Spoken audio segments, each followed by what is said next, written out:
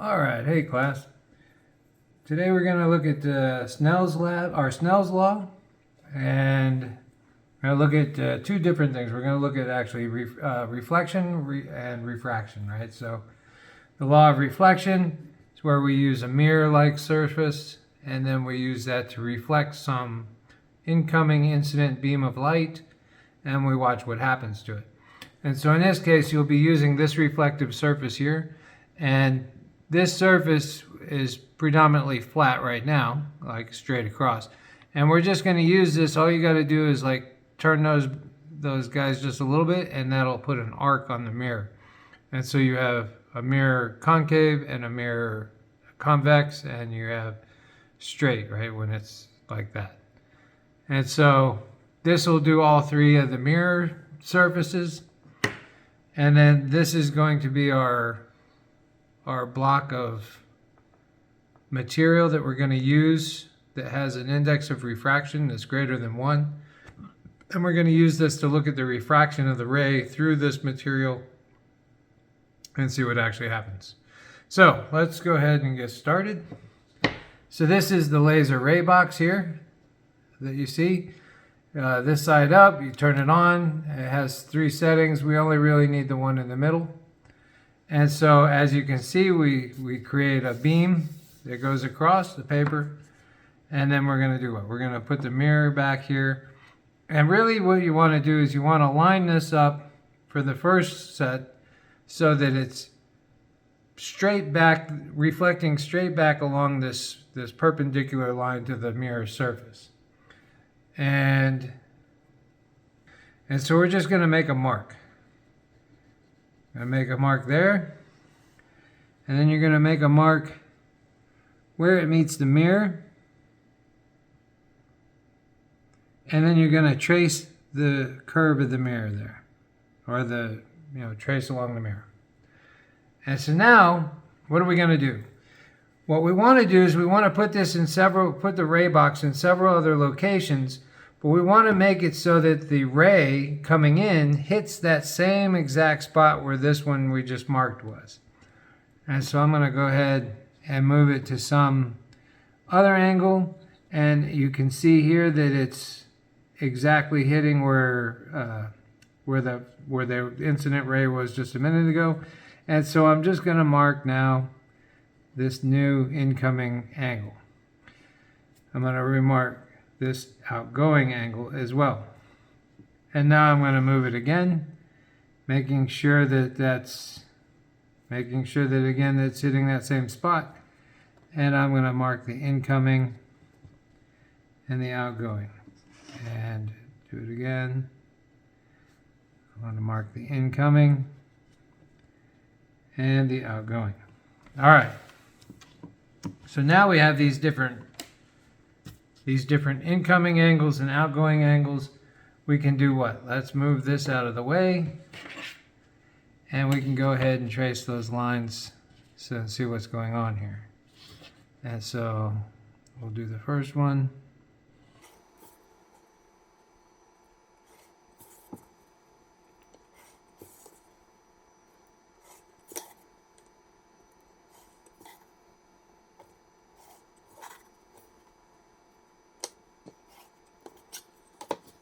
All right, so we have the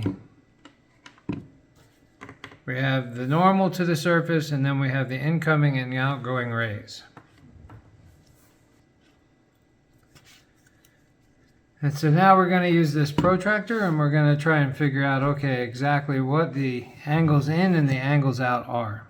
And so to use the protractor, if you remember, there's this little hole here, and you can basically see this crosshairs, right? So you see this line going across, you see this line here. Those lines should match up with where you're looking at here, right? So that should match up with that line you've got for the mirror, and then where all the beams hit, that should be right there. And so then you can start looking, you can say, okay, well, what do we actually have here? So if we had the normal, which would be out here, or the flat, I should say, then if the line was here, it would be 10 degrees, 20 degrees, and 30 degrees. So what are we at? We're at, basically this turns out to be about 45 degrees here. This one is about what? It's about 58.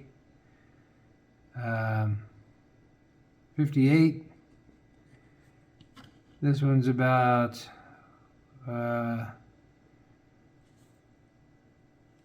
what, 70, so 69, basically 69 and a half. And that one, of course, is at 0 or 90. And now we're at going the other way, right? So we could come this way. So now this one's at 45.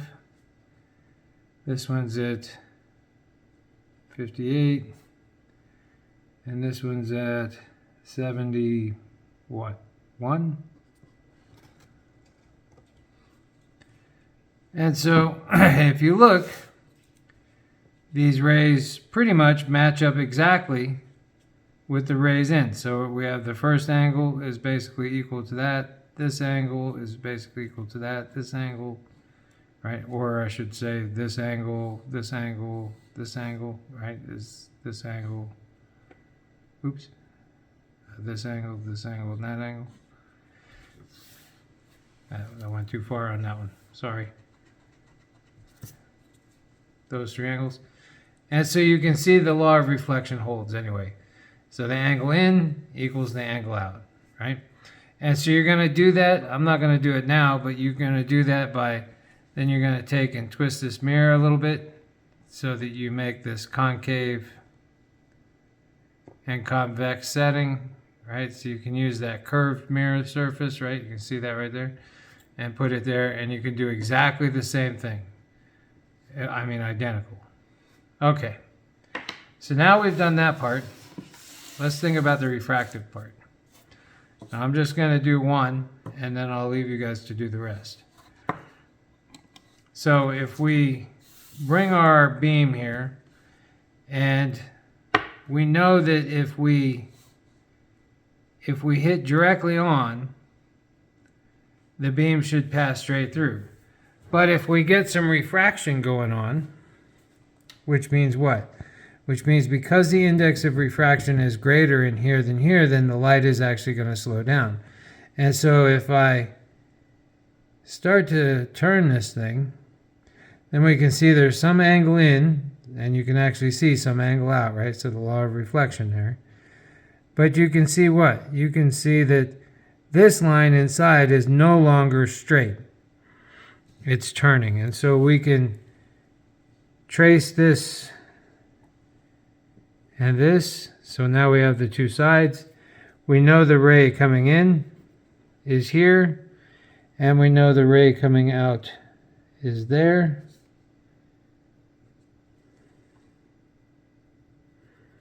And so that's our first setting. Now, you can take and move this guy some more and make sure that it's, right, make sure that that's hitting that same spot. And we're going to come here and here. And over here we're going to see that it comes out there. And so then we're just going to keep doing this anyway. Find another spot.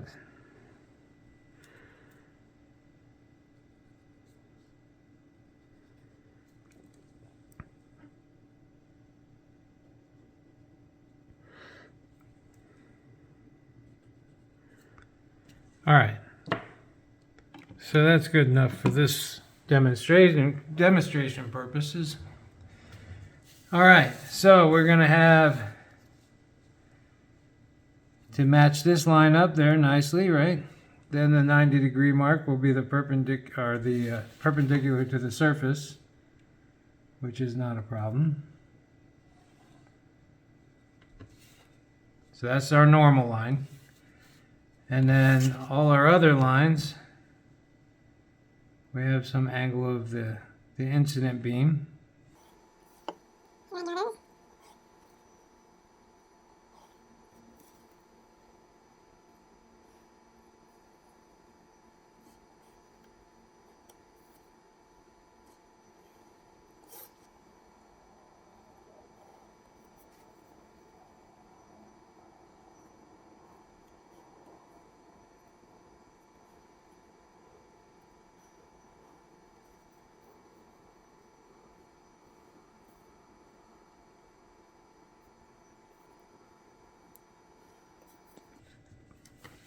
So now what are we going to do?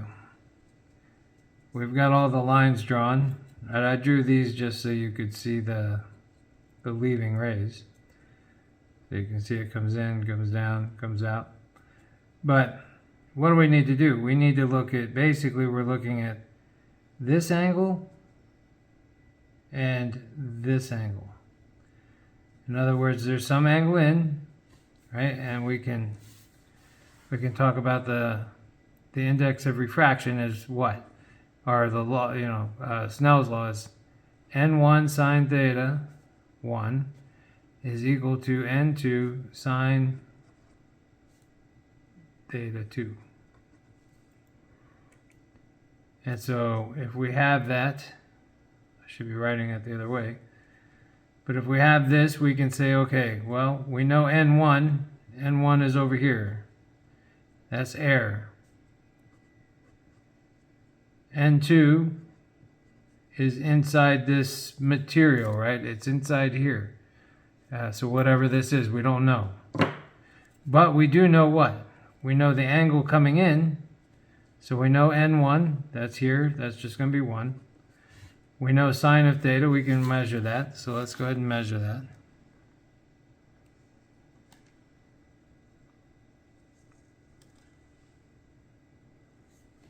Okay. And so 90, 80, so this is, we're looking at this angle here. So we're looking at 10, not quite 20, it's more like, what, 18 and a half? Something like that, so 18.5 degrees. So that would make this what? Sine of 18.5 degrees is equal to N2, which we don't know. That's what we want to know, is we want to know what the index of refraction of this thing actually is. And so let's look at N2. We can find the sine of theta. Okay. And so what's our angle from this one? Well, it comes up here, that's this one, so it's 10, 11.5, basically, 11.5. So we have angle in is 18.5, and then the angle inside the material, it bends towards the normal, which is 11.5. So that means N2 is sine of 11.5. And so then we want to do what? We want to solve for this one. So if we're going to solve for that one, let's rearrange everything. And so then N2 is equal to 1 sine of 18.5 over, right, we're going to divide it by that, sine of 11.5. Right, so now we have the 2. And so now what do we know? We can solve for this easily because we can actually figure these out. And I'm going to grab a calculator. So what do we have? Let's put it all in. We have sine of 18.5 on the top, and we have sine of 11.5 on the bottom, which gives us a number of 1.59. That equals 1.59. And so that means the index of refraction 2 is equal to 1.59. So in other words, the index of refraction of this block is that. Now we can check it again, and we can do the next set of angles, right? So we can put this back.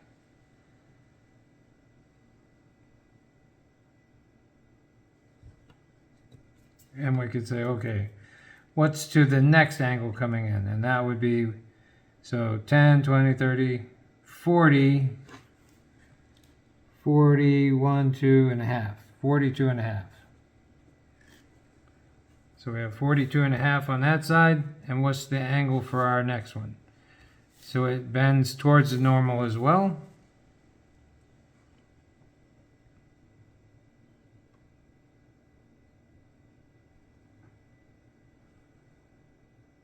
Make sure you get that all nice and straight and even.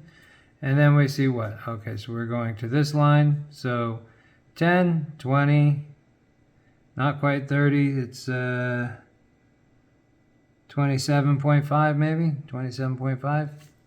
And so now we can do this exact calculation again. N2, and that equals 1 sine of 42 degrees over sine of what? 27 degrees, right? 27.5. And so then if we do this calculation again, I can just come back, change my angles. 42. And then this one is 27.5, right? And we equal, and so 1.45 basically, 1.45. And so now if you did this a couple more times for a couple more angles, you would get some other values that are probably right around here. You take the average of that, and then you would have the average index of refraction for this thing, for what you measured. And so that's our refractive, and you're going to do one with the critical angle, in which case you want the total internal reflection, right? And so you want it so that you're going to find some angle where this thing is coming in, right? It's coming into the inside the block. That's really all we care about here. So you can use this side, that's fine. And when it hits this edge, you can see that it's turning, right, this way. And so if you, let me get out of the light here. If you keep turning, you're going to find that at some point, right, this line out here is going to match up